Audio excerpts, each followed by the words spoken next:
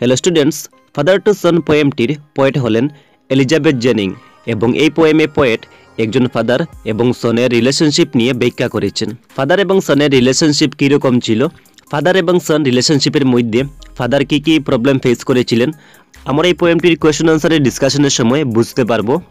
এবং father to Son পোয়েমের questions আনসারগুলো আমি তোমাদেরকে অনেক ইজি ওয়েতে বুঝিয়ে দেব এবং এই কোয়েশনের আনসারগুলো অনেক ইজি ল্যাঙ্গুয়েজে লেখা আছে। তোমরা একবার ভালো করে বুঝে নিলে এই কোয়েশনগুলোর আনসার তোমরা এক্সামে লিখতে পারবে। সো ভিডিওটি তোমরা এক সেকেন্ডও স্কিপ না করে প্রথম থেকে শেষ পর্যন্ত দেখতে থাকবে এবং ভিডিওটিতে যত বেশি পারো লাইক করবে এবং এইরকম ভিডিও নোটিফিকেশন সবার আগে পাওয়ার জন্য তোমাদেরকে এই চ্যানেলটি সাবস্ক্রাইব করে বেল আইকনে প্রেস করে রাখতে হবে। So let's start this video. First important কোয়েশনটি হলো, how is the father's helplessness brought out in the poem father to son. এই কোয়েশনটি তোমাদের এক্সামে এইভাবেও আসতে পারে, the son is build to his design still the father feels helpless why. এই কোয়েশনটি তোমাদের এক্সামে এইভাবেও আসতে পারে যে how does the father feels when his relationship with his son comes under strain.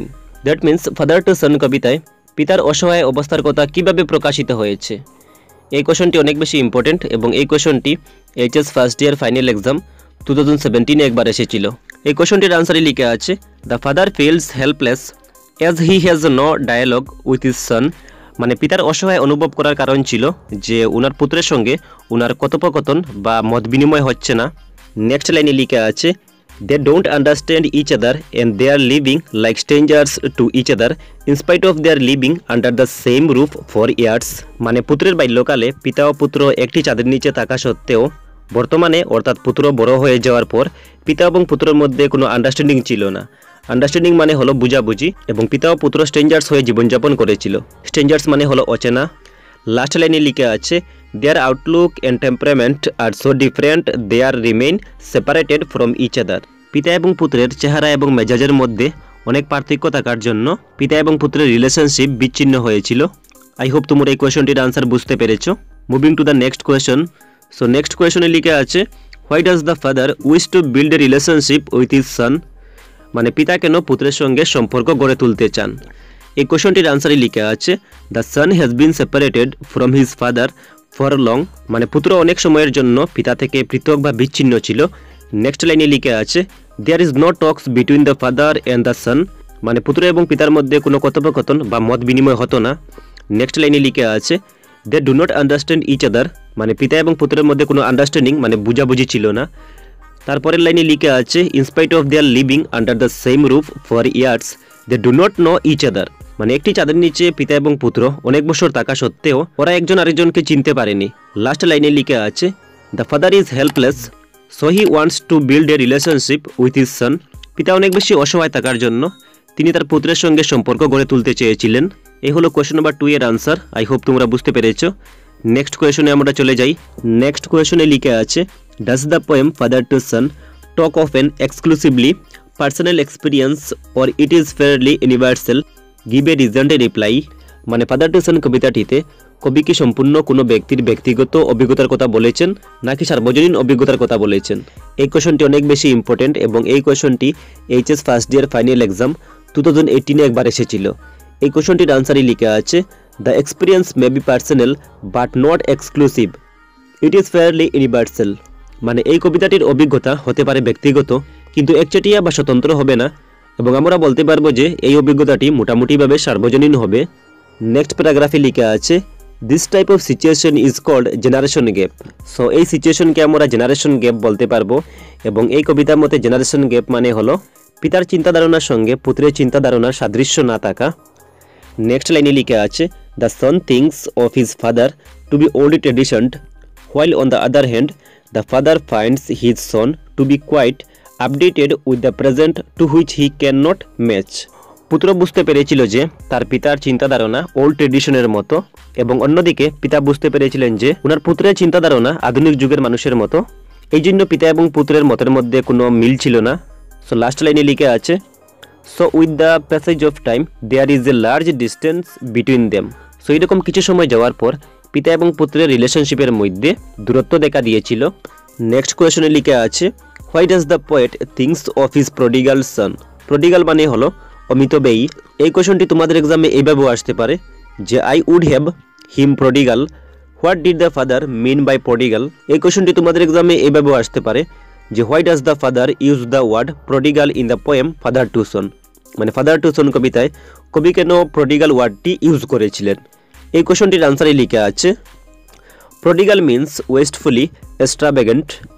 প্রডিগাল মানে হলো অসংযত বা অমিতব্যয়ী। নেক্সট লাইনে লেখা আছে in the Bible there is a story where a father inherits property and gives it to his son. মানে বাইবেলে একটি গল্প উল্লেখ আছে যে একজন পিতা উত্তরাধিকার সূত্রে কিছু প্রপার্টি মানে কিছু সম্পত্তি ওনার পুত্রকে দান করেছিলেন। নেক্সট লাইনে লেখা আছে the younger son waste a lot but returns to his father hmm. বাইবেলের সেই গল্পটির পিতার ছোট ছেলে পিতার অনেক বেশি সম্পত্তি নষ্ট করেছিল কিন্তু কিছু সম্পত্তি পিতার ঘরে ফিরিয়ে দিয়েছিল। নেক্সট লাইনে লেখা আছে his father forgives him and takes him back hmm. Here in the poem, the father is ready to accept his prodigal son and he may start living with him under the same roof. কিন্তু father to সন কবিতায় পিতা পুত্রের সব দোষ ভুলে পুত্রকে গড়ে আনতে চান এবং আগের মতো একই ছাদের নিচে জীবনযাপন করতে চান। এই হলো এই কোশ্চেনটির আনসার। নেক্সট কোশ্চেনটি দেখে নেই। নেক্সট হলো কোশ্চেন নম্বর 5। কোশ্চেন নম্বর 5-এ লেখা আছে whom do you hold responsible for the atmosphere of mutual distrust that prevails between the father and the son? Give a reasoned answer. মানে ফাদার এবং সনের সম্পর্কের সন্দেহ বা অবিশ্বাসের পরিবেশ গড়ে তোলার জন্য কে বেশি দায়ী ছিল? এই কোশ্চেনটি অনেক কমন একটি কোয়েশ্চন এবং এই কোশ্চেনটি HS first year final exam 2019-এ একবার এসেছিল। সো এই কোশ্চেনটির আনসারে লেখা আছে the son is more responsible for the atmosphere of mutual distrust that prevails between the father and the son. So পিতা এবং পুত্রের রিলেশনশিপের মধ্যে অবিশ্বাস বা সন্দেহের পরিবেশ গড়ে তোলার জন্য পুত্র বেশি দায়ী ছিল। নেক্সট লাইনে লেখা আছে the father has tried to develop loving relationship with his son but son does not seem to care for it. So পিতা পুত্রের সঙ্গে ভালোবাসার সম্পর্ক গড়ে তুলতে চেষ্টা করেছিলেন, সো পুত্র সেই সম্পর্কের কেয়ার করেনি বা অ্যাকসেপ্ট করেনি। নেক্সট প্যারাগ্রাফে লেখা আছে he has not responded to his father's initiative. পিতা পুত্রের সঙ্গে যে ভালোবাসার সম্পর্ক গড়ে তোলার জন্য পদক্ষেপ নিয়েছিলেন সেই পদক্ষেপে পুত্র কোনো জবাব দেয়নি।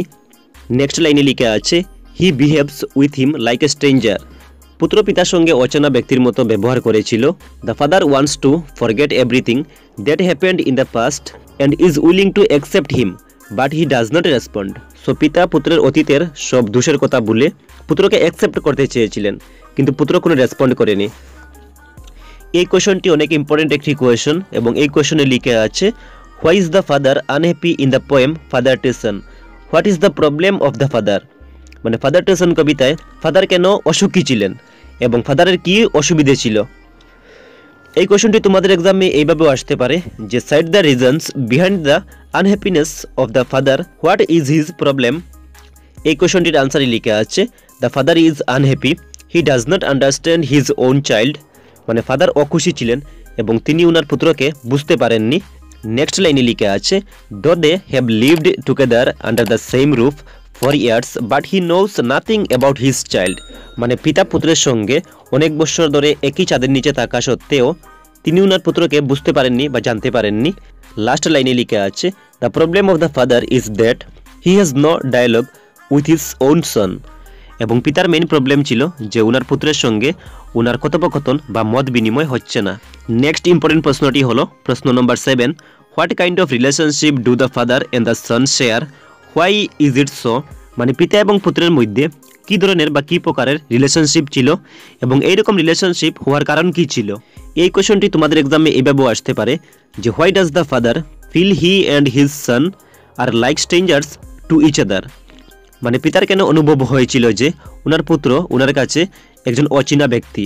এই কোয়েশনটি তোমাদের এক্সামে এইভাবেও আসতে পারে যে what kind of understanding and relationship do the father and the Son share? মানে পিতা এবং পুত্র তাদের মধ্যে কী প্রকারের সম্পর্ক বা বোঝাপড়া ছিল? এই কোয়েশনটি অনেক বেশি ইম্পর্টেন্ট এবং এই কোয়েশনটির আনসারে লেখা আছে the relationship between the father and the son is estranged. মানে পিতা এবং পুত্রের সম্পর্ক বিচ্ছিন্ন ছিল। স্ট্রেঞ্জড মানে হলো বিচ্ছিন্ন। নেক্সট লাইনে লেখা আছে the father feels that he and his son are like strangers to each other because there is no interaction between the father and the son. পিতা এবং পুত্রের মধ্যে কোনো সম্পর্ক ছিল না, এই জন্য একজন আরেকজনের কাছে অচেনা ছিল। নেক্সট লাইনে লেখা আছে as there is no love understanding between them, they even do not share any common interest. So এইরূপ থাকার জন্য তাদের মধ্যে কোনো লাভ আন্ডারস্ট্যান্ডিং ছিল না এবং তারা একজন আরেকজনকে কমন ইন্টারেস্টও শেয়ার করতেন না। কমন ইন্টারেস্ট বলতে এখানে মনের কথা বোঝাচ্ছে। লাস্ট লাইনে লিখে আছে they have a communication gap though they have been living under the same roof for years. অনেক বছর একই ছাদের নিচে থাকা সত্ত্বেও ওদের মধ্যে কমিউনিকেশন গ্যাপ ছিল। কমিউনিকেশন গ্যাপ মানে হলো কথাবার্তা বিচ্ছিন্ন থাকা। তারপরের কোয়েশনটি আমরা দেখে নেই। সো পরের কোয়েশনে লিখে আছে why is the father unable to understand his son in the poem father to son. মানে ফাদার টু সন কবিতায় পিতা কেন পুত্রকে বুঝতে পারেননি। এই কোয়েশনটির আনসারে লিখে আছে the father is unable to understand his son in the poem father to son due to miscommunication and generation gap. মানে পুত্রের সঙ্গে পিতার কমিউনিকেশন মানে কন্ট্যাক্ট না থাকার জন্য এবং জেনারেশন গ্যাপ মানে চিন্তা ধারণার সাদৃশ্য না থাকার জন্য পিতা পুত্রকে বুঝতে পারেননি। নেক্সট লাইনে লিখে আছে though he and his son lived together in the same house but they did not share any love or interest therefore he does not understand him. ছোটবেলায় পিতা পুত্রের সঙ্গে একই চাঁদের নিচে বা একই ঘরে অনেক বছর থাকা সত্ত্বেও ওদের মধ্যে কোনো লাভের রিলেশনশিপ হয়নি, এই জন্য পিতা পুত্রকে বুঝতে পারেননি। তোমাদেরকে আরেকটি ইম্পর্টেন্ট কথা জানিয়ে রাখি যে আমি এই চ্যানেলে তোমাদের হর্নবিল বুকের অনেকগুলো লেসনের ইম্পর্টেন্ট কোয়েশ্চেন আনসারের ভিডিও এই চ্যানেলে অলরেডি আপলোড করে রেখেছি। যদি তোমরা ভিডিওগুলো না দেখে থাকো তাহলে এই চ্যানেলের প্লেলিস্টে ভিজিট করে তোমরা ভিডিওগুলো দেখে নিতে পারবে বা আমি ভিডিওটির ডিসক্রিপশনে লিঙ্ক দিয়ে দেবো।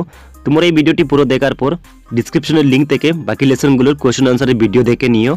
নেক্সট মোস্ট ইম্পর্টেন্ট প্রশ্নটি হলো what is the father greatest wish for his Son.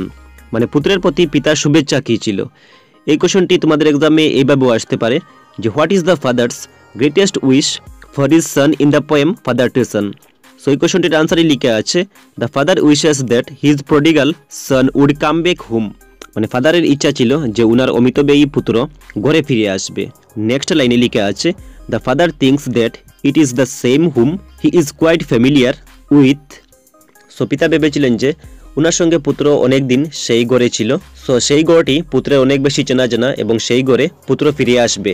Next লাইনে লিখে আছে also he wishes that his son would live with him under the same roof rather than make and move his own world.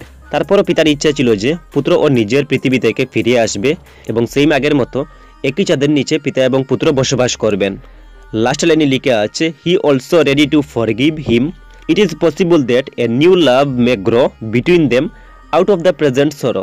পিতা কী করেছিলেন, পিতা পুত্রের সব দোষগুলো ভুলে গিয়েছিলেন। পুত্র গড়ে না থাকার দুঃখে পিতা পুত্রের সঙ্গে আবার ভালোবাসার সম্পর্ক গড়ে তুলতে চেয়েছিলেন। কোয়েশ্চন নাম্বার 10 লিখে আছে what is the father's attitude towards his son in the third stanza of the poem father to son. মানে এই কবিতাটির থার্ড স্ট্যাঞ্জাতে ফাদারের অ্যাটিটিউড কীভাবে প্রতিফলিত হয়েছে। সো এই কোয়েশ্চনটির আনসারে লিখে আছে the father's wants to rectify the situation in the third stanza. So father to son কবিতাটির থার্ড স্ট্যাঞ্জাতে পুত্রের জন্য পিতার যে অবস্থা হয়েছিল সেই অবস্থা রেকটিফাই করতে চেয়েছিলেন। রেকটিফাই করা মানে সংশোধন করা। নেক্সট লাইনে লিখে আছে the father wants his son return to the home that he has left. পুত্র গড় থেকে চলে গিয়েছিল, এই জন্য পিতা পুত্রকে গড়ে ফিরিয়ে আনতে চান। লাস্ট লাইনে লিখে আছে the father is willing to forgive his son and restart there relationship. মানে পিতা পুত্রের পাস্টের সব দোষগুলো ভুলে আবার নতুন করে সম্পর্ক গড়ে তুলতে চান। নেক্সট প্রশ্নে লিখে আছে explain the theme and central idea of the poem father to son. মানে ফাদার টু সন কবিতাটির মূল বিষয়বস্তু তোমাদেরকে বর্ণনা করতে হবে। আই হোপ তোমরা এই কোয়েশ্চনটির আনসার নিজেই লিখতে পারবে, কারণ এই কোয়েশ্চনটির আনসার আমি তোমাদেরকে বাকি কোয়েশ্চনগুলোর আনসারের মধ্যে বলে দিয়েছিলাম। নেক্সট প্রশ্নটি হলো we must live on the same globe and the same land explain. এই কোয়েশ্চনটির আনসার তোমরা স্ট্যাঞ্জার কোয়েশ্চন আনসারের মধ্যে পেয়ে যাবে এবং তোমরা মনে রাখবে যে এই পোয়েম থেকে তোমাদের এক্সামে একটি স্ট্যাঞ্জা আসে এবং এই স্ট্যাঞ্জাতে 4টি 1 মার্কের কোয়েশ্চন এবং একটি 4 মার্কসের কোয়েশ্চন দেওয়া থাকে। কিন্তু আমি স্ট্যাঞ্জাগুলোর মধ্যে অনেকগুলো প্রশ্ন এড করেছি। তোমরা শুধু মনে রাখবে যে এইচএস ফার্স্ট ইয়ার ফাইনাল এক্সামে এই স্ট্যাঞ্জাগুলো থেকে 4টি 1 মার্কের কোয়েশ্চন এবং একটি 4 মার্কসের কোয়েশ্চন আসবে এবং তোমরা এই স্ট্যাঞ্জাগুলোর কোয়েশ্চন আনসার পিডিএফ এর মধ্যে পেয়ে যাবে, কারণ এই ভিডিওটির ডিসক্রিপশনে আমি একটি পিডিএফ লিঙ্ক অ্যাটাচ করে রেখেছি। এই পিডিএফ লিঙ্কে ক্লিক করে তোমরা এই স্ট্যাঞ্জাগুলোর কোয়েশ্চন আনসার ডাউনলোড করে নিও।